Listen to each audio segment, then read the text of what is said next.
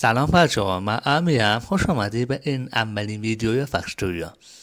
اینجا قرار هر هفته با هم کلی فکت‌های عجیب و جالب رو با هم کشف کنیم که شاید تا حالا نشنیدید.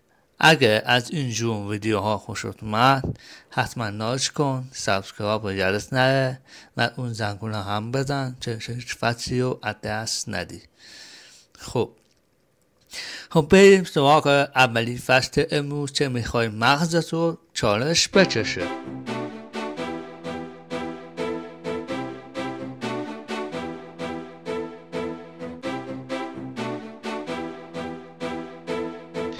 موز که هممون میشناسیم یه میوه خوشمزه است و پرطرفداره، ولی یه چیز عجیب و دربارش هست که شاید ندونی. موز یه چند رادیواکتیو داره. درسته، جدی میگم. دلیلش چیه؟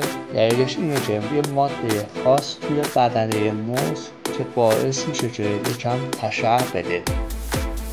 اون ماده هم چیزی نسبت جزء پتاسیم، یه چیز خیلی مفید که خیلی از خوراکی ها خونده میشه.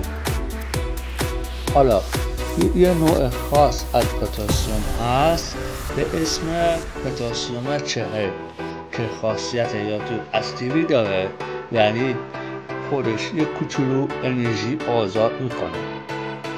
البته نه ترس، این انرژی خیلی کمه و اصلا به چشم نمیاد.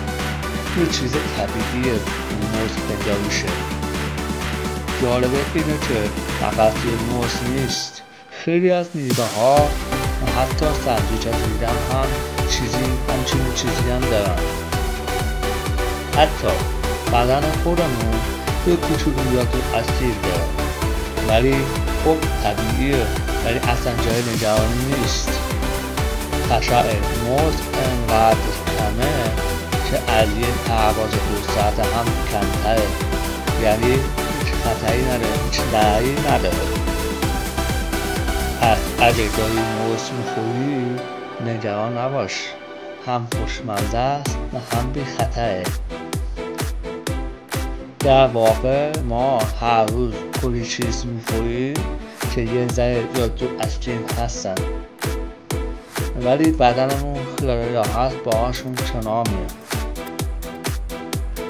ولی توی آزمایشگاه ها هم این تشعرها بررسی میشن که موز همیشه یه کم نشون میده، ولی خیلی خیلی کمه.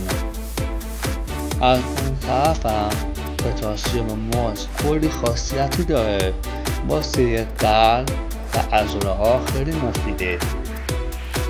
ولی در پتاسیم یه چیز خیلی ضروری برای بدنمونه که مخصوصا واسه عملکرد درست قلب و عضله ها. مثلا چی؟ مثلا سیب زمینی، اسفناج و حموضات هم یکم رادیواکتیو که دارن، ولی ما همیشه میخوریم و مشکلی هم نداریم. اصلا توی طبیعت هم رادیواکتیو هم هست، توی خاک، توی آب، حتی توی هوایی که نفس میکشیم. وقتی بدونی چی امنه و چی خطرناکه، خیلی راحت میتونی از زندگی لذت ببری و نگران هم نباشی. موز رادیواکتیوه، بله، ولی نه اونجوری که بچی میکنی کاملا امنه باش یا راحت بخوری.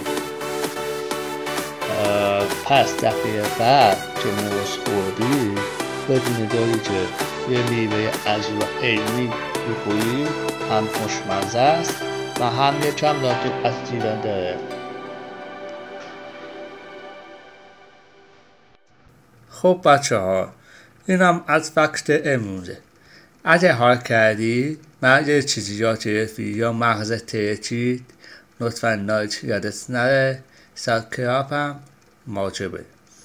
اگه یه فکر داری که باید این فکت رو بدونه براش بفرست. هفته دیگه با یه فکت خفن‌تر میبینمت. تا اون موقع باهوش بمون، خوشقام بمون و فصل باز بمون. خدا نگهدار.